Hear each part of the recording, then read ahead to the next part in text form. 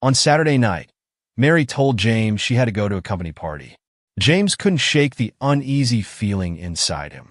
In the past, she always told him ahead of time about such events, but this time, Mary mentioned it casually, like it wasn't a big deal. She looked at him and said, "This is work, James. I can't mess it up, and it's just a party." James felt uncomfortable and replied, "I don't like the idea of you going alone. I have a bad feeling about it." Mary sighed, grabbed her bag, and said, "Even if you don't agree, I'm still going. I don't want to argue. It's part of my job." As she walked away, James stood there, filled with worry and confusion. Unanswered questions kept his mind busy all night. That night, the clock struck 11 o'clock, but Mary still hadn't returned. James sat on the sofa, trying to relax, but his mind couldn't stop worrying. James stood up and paced back and forth in the living room. Finally, he decided to go into the bedroom to turn off the lights, hoping to forget his uneasy feeling. When he approached Mary's dressing table, the soft light from her forgotten phone caught James' eyes. He paused. Mary had been in such a hurry that she had forgotten to bring her phone, something she had never done before. James felt a strong curiosity rising in his heart. He hesitated for a moment, but then couldn't hold back anymore. Reaching for the phone, James unlocked it and looked through the messages. His heart clenched as the messages and pictures appeared on the screen. The messages were sweet and intimate, but not for him. They were words of love and dating that Mary had sent to another man. Her bright smile when she was with that person, and even naked pictures of them together. James stood there, feeling like his entire world was collapsing around him. He couldn't believe his eyes. The wife he once trusted and loved had betrayed him so cruelly. James knew that the messages and pictures on Mary's phone were too obvious, but that wasn't enough to proceed with a divorce. He needed more proof to protect himself and make sure there was no going back. That night, he couldn't sleep well, his mind busy with thoughts and plans for the future. The next morning, James woke up to see Mary lying beside him, her face calm like nothing had happened. Pain and anger filled his heart, but he held it in.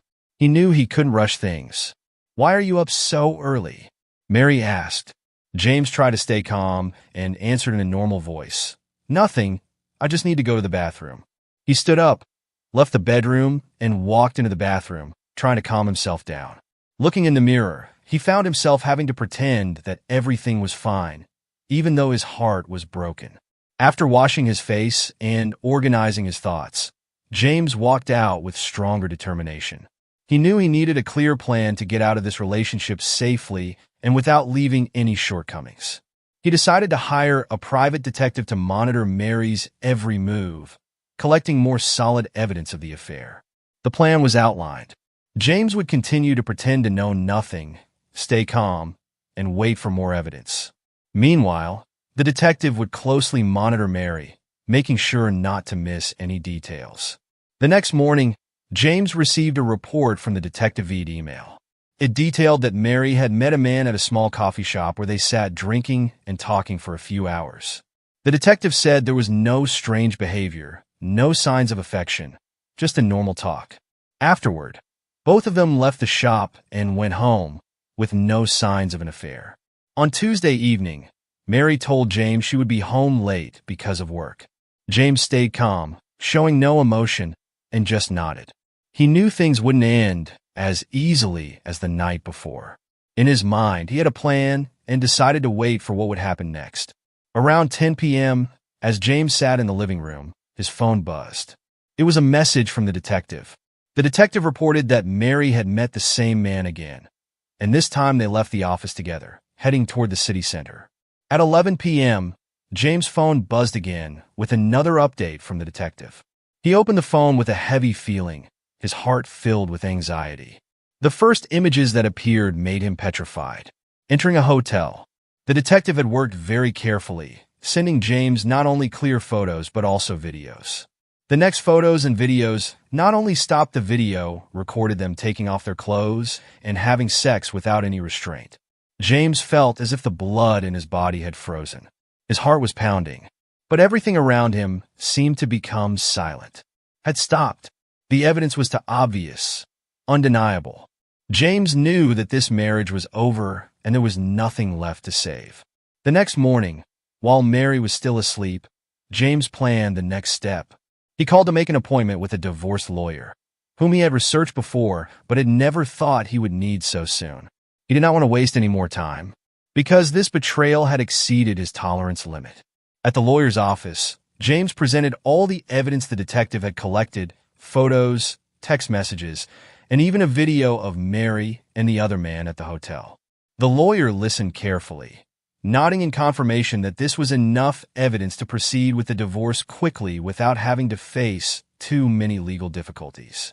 The lawyer guided James through the necessary documents, including the assets he wanted divided and the terms of the divorce agreement. James felt a pain of pain as he signed the papers, but he knew that this was necessary to start a new life. He did not want to continue living in lies and suffering. After meeting with the lawyer, James left the office. He stayed calm in front of Mary, not showing any signs of anger or pain, even though inside, he was ready to end it all. Every day, he watched her leave the house as if nothing was wrong. But in his heart, he had decided that when the right moment came, he would leave without saying a word. After 3 weeks of waiting, the divorce was finalized, along with all the evidence the detective had gathered about Mary's betrayal. Holding the papers in his hands, James felt like a chapter in his life had officially closed. On Thursday morning, he woke up earlier than usual. Mary rushed to get ready for work, not knowing what was about to happen. As she left the house, James watched, feeling a mixture of pain and disappointment, but he knew it was the right decision. He spent the rest of the day packing for his new life. James packed everything he needed, from clothes, personal papers to mementos he wanted to take with him. He was well prepared to leave the house they had once shared, which had now become a stranger to him. Before leaving, James placed a file on the living room table. Inside were all the evidence of Mary's infidelity, along with a copy of the divorce paper that she could not deny. There was no note, no explanation, because he believed that what he left behind said it all. When everything was ready, James left the house without looking back once. He left no trace, only silence and emptiness. Feeling free after months of being deceived and suffering, he entered a new life without saying goodbye.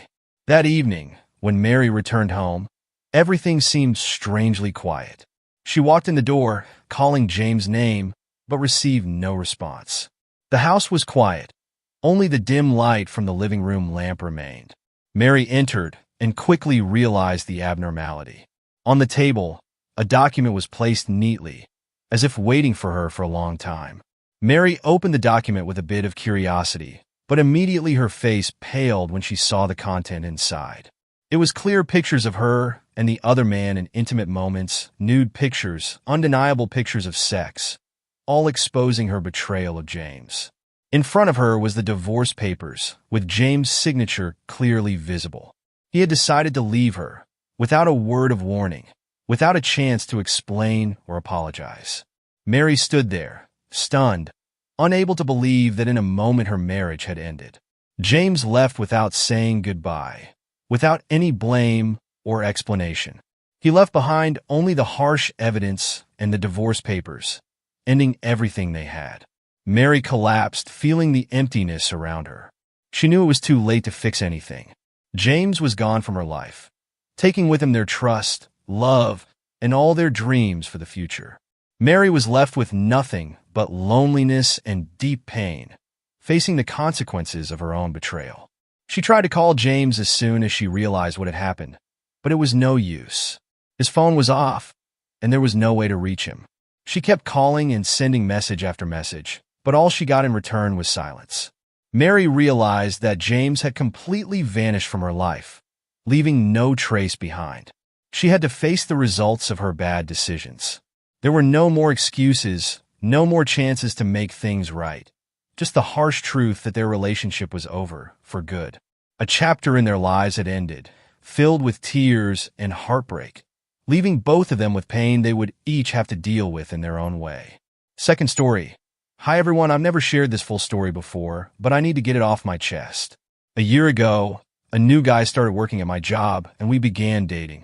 I had just gotten out of an emotionally abusive relationship, which I told him about. At first, he was sweet and kind, and I thought I was finally lucky. I had done a lot of healing and trusted him, despite what I'd been through. We work in a mall, and our store is friends with the boss of the store right across from us, who often chats with us. In early December last year, my boyfriend mentioned that the other store's boss introduced him to a girl who was studying the same thing he was.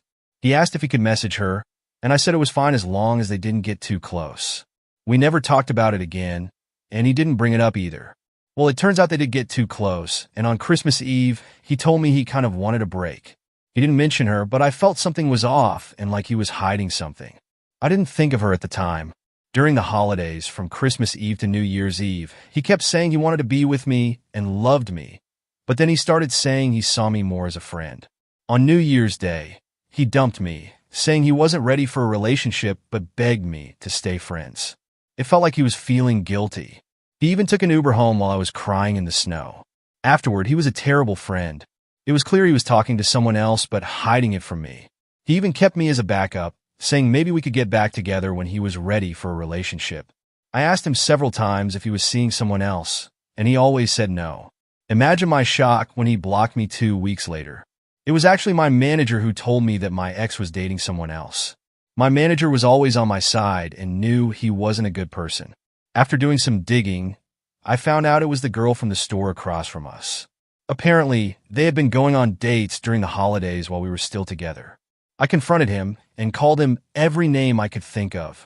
After that, he would pick her up after her shifts right in front of me and our coworkers, which was so embarrassing at first.